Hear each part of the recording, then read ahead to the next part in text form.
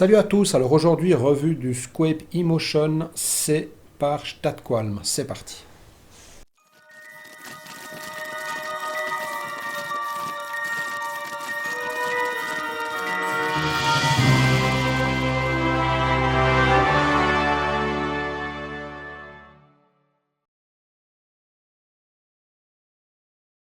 Alors ce Squape eMotion C, c'est pas un nouvel atomiseur, c'est une variante de son grand frère, le eMotion tout court, qui est sorti il y a quelques temps. Le but étant de faire un atomiseur un peu moins cher, en remplaçant donc le tank inox et Pyrex par un tank PMMA. Aussi au niveau des tailles, il est différent pour le coup, puisqu'il n'y a plus de ce système de remplissage par le haut qui prenait quand même pas mal de place. Donc du coup, au niveau des tailles, ça c'est la version 5 ml, hein, et on constate qu'il est à peu près la même longueur que la version 2 ml de l'eMotion.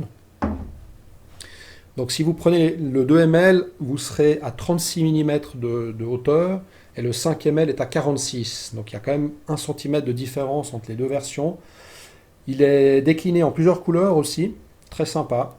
Voilà, au niveau du prix, alors il coûte 109 francs, donc 99-95 euros. Comparé à l'ancien qui était autour de 160 francs, donc il y a quand même 50 francs de moins pour cette version. Voilà, néanmoins, il garde ses qualités, donc ça reste du 100% Swiss made. On va passer en gros plan pour voir tout ça de plus près. Voilà, donc notre Squape IC donc, nous arrive exactement dans le même package que le eMotion normal. Hein. On a donc notre atomiseur, le deck qui est livré avec, donc qui est le W. Alors eux, ils écrivent chaque fois avec un E après, donc W, E, B, E, etc. Donc peut-être comme oui ou dit, bi. Je sais pas trop, mais quoi qu'il en soit, c'est le W qui est livré avec. Ensuite, on a... Alors l'autocollant, je sais pas s'il est livré avec, je m'en rappelle plus. Ce qui est certain, c'est cette fameuse pièce en caoutchouc qui est très pratique pour dévisser, pour desserrer un ato quand on l'a trop serré. Hein. Ça, c'est le petit truc tout bête, mais fort utile.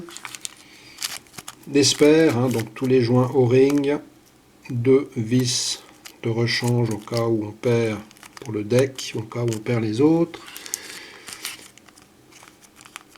Une vis MTL, donc ça c'est pour réduire l'airflow central du deck à 1,6 mm. Donc celle-ci est donnée avec. Il en existe aussi d'autres en option. Voilà, par exemple 1,3, 2 mm, 2,5 mm. Et puis, bien entendu, un mode d'emploi digne de ce nom, en anglais, en allemand. Tac, tac. Voilà, donc très pratique, il y a des bonnes infos qui vont bien. Le remplissage, hein, tac, et puis voilà, l'assemblage de l'atomiseur. Donc il y a tout ce qu'il faut si besoin. Voilà. Alors au niveau de l'atomiseur, on a la base qui est, donc comme je vous l'ai dit, rigoureusement la même que le eMotion standard. Pour monter notre deck, on doit enlever les deux vis, sinon ça passe pas. Voilà, ensuite, donc ça, c'est toujours cette matière hématale qui est parfaitement isolante. Hein. Le gros avantage, c'est que on a zéro risque à peu près de... Enfin, c'est ultra protégé contre les courts-circuits, hein, donc ça c'est très bien. On va le pousser jusqu'au fond. Voilà. Ensuite, on remet les vis. Comme on peut le voir, il y a toujours ces petites rainures de chaque côté. Ultra pratique, hein, pour pas que le fil sorte au moment où on serre la vis, ce qui rend le coilage ultra simple. Donc la partie tank, c'est là où réside la grosse différence par rapport à la version classique. C'est vraiment donc un drip tip tout simple. Donc c'est pas de l'alu, hein, ça doit être du pomme. La cheminée en alu anodisé. Cette cheminée et le top cap ne font qu'une seule pièce. Hein. Le tank en PMMA qui a subi un traitement thermique, j'ai plus le nom en tête, mais voilà, ça doit le rendre extrêmement résistant,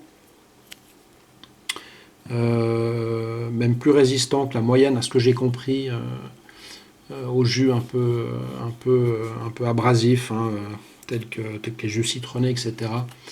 Les jus agressifs, pas abrasifs.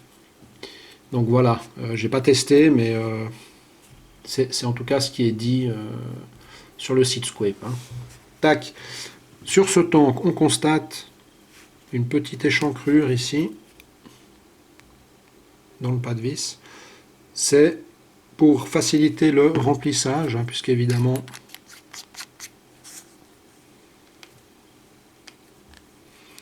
quand on a la cheminée, on peut venir remplir avec une bouteille. Alors, une pipette, c'est pas l'idéal, on peut le faire, mais c'est pas l'idéal.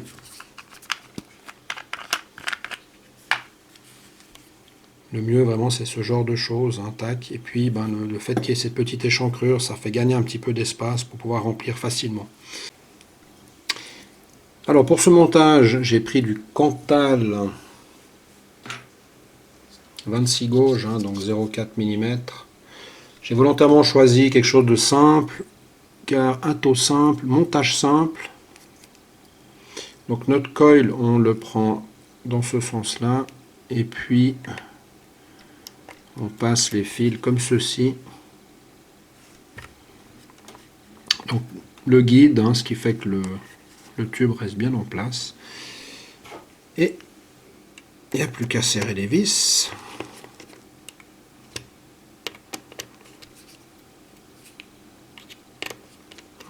Plier quand même légèrement le fil en dedans, hein. Comme ça vous êtes sûr que ça reste en place. Voilà.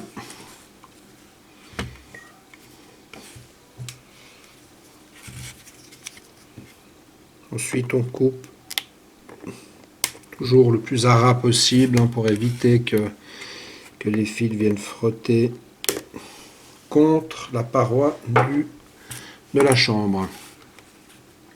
Voilà. On s'assure que notre coil est bien centré. Et on va s'assurer que ça chauffe bien de l'intérieur vers l'extérieur.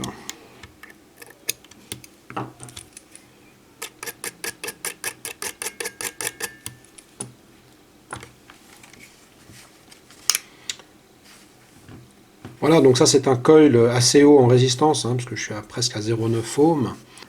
Alors il est légèrement de travers, je vous l'accorde.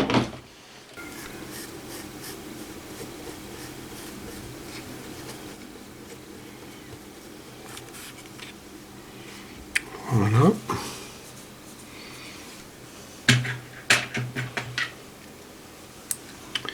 Donc pour ce montage, on peut le couper à peu près à ras ici.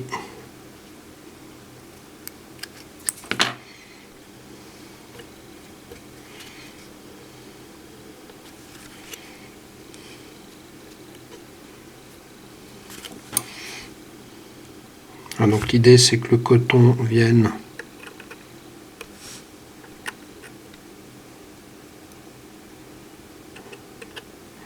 dans la petite rigole, hein, de chaque côté. Voilà. Tac. Ensuite,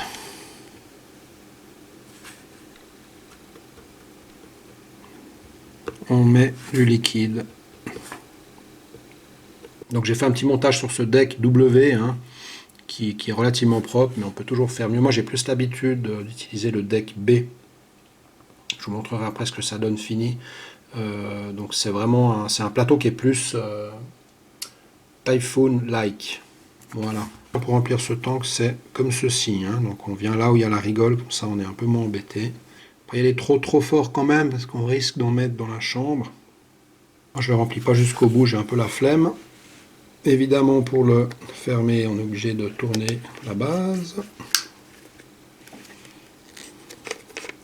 Au niveau des airflow, donc je ne l'ai pas dit, mais il y a, pareil que son grand frère, possibilité d'avoir 2 airflow ouverts réglables.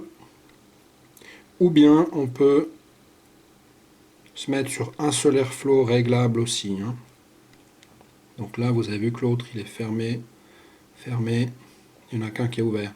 Donc on a un panel de réglage d'airflow, qui plus est si on choisit de mettre la vis MTL pour obstruer l'airflow central. Hein.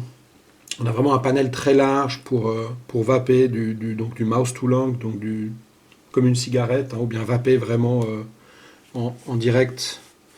C'est vraiment à choix. Voilà. Donc il n'y a plus qu'à tester. Alors new coil, yes. Donc là j'ai une résistance assez élevée, donc on va se mettre plus bas. Voilà, donc il n'y a plus qu'à tester tout ça.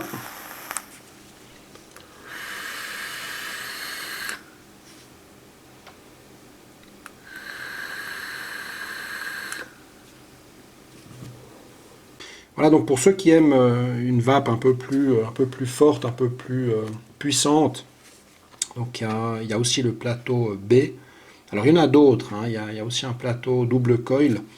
Je ne vais pas tous vous les montrer, mais je vous montre le B parce que pour moi en single coil, c'est vraiment un plateau qui est super bien. C'est un plateau qui est très ressemblant à celui du Typhoon GT3. Simple à coiler aussi. Hein, donc là j'ai mis un Clapton, un Fuse Clapton en 3 mm. Donc c'est 2 fils, c'est du full nichrome, hein, 2 fils 0,26 entouré par un 0,40.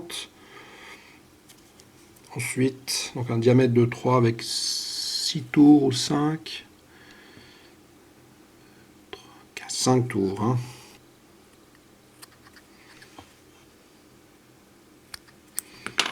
Il faut quand même mieux en laisser assez, hein, parce que les trous sont quand même relativement grands. Il faut quand même bien les remplir si on ne veut pas avoir de fuite.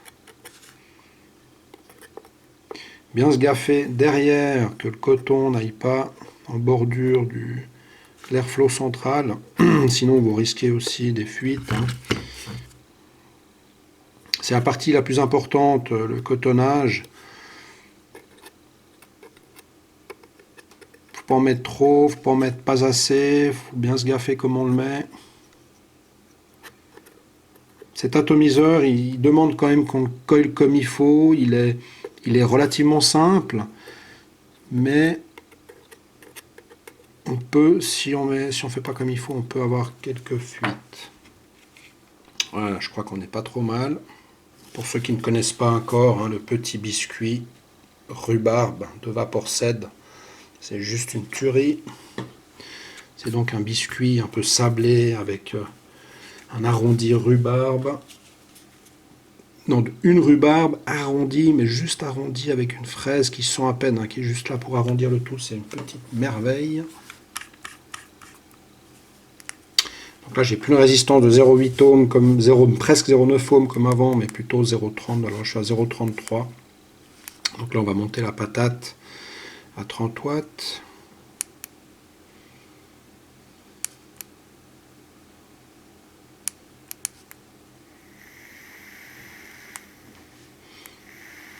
Voilà, ok, bah c'est même léger, on pourrait même monter un peu plus, mais bon, pas non plus.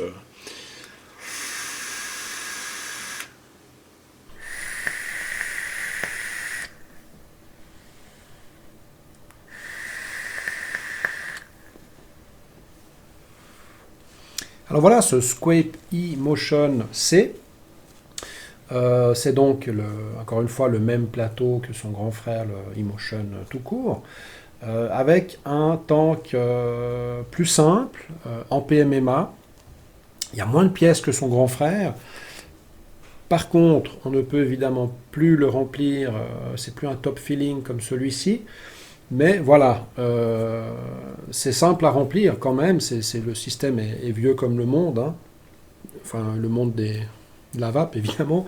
Mais si je compare au système de remplissage de celui-ci, qui est quand même pas toujours simple, suivant ce qu'on utilise, hein, on en met quand même un petit peu à côté.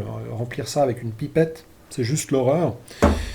Donc ce système de remplissage qui est simple et ancien, mais qui est très fonctionnel, la vape est vraiment bonne. Moi j'adore, j'adore. Alors encore une fois, le Squape Emotion, dans ces deux versions, je l'adore.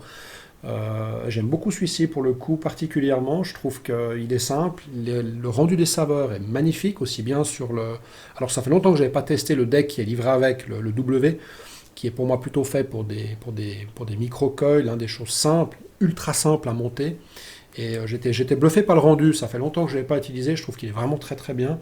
Ensuite, on a le deck B, qui est plus donc le deck Typhoon-like, qui permet de faire des montages un peu plus gros, type Clapton, etc. Et puis le deck D comme double coil, qui permet, comme son nom l'indique, de monter deux coils. Voilà. Donc cet atto, pour moi, c'est vraiment un bon atto pour un bon prix. Il est simple, il n'y a pas beaucoup de pièces, il va aussi bien pour des débutants que pour des plus avancés. Il a toute une gamme d'utilisation, hein, du MTL vers du direct. Vous avez vu, hein, il y a ces vis de réduction pour l'airflow central. Le réglage des airflows latéraux est vraiment variable, de très serré à très ouvert. Donc on a vraiment une gamme d'utilisation qui est assez large pour un atto qui coûte 109 francs. Donc voilà, pour moi, que du bon.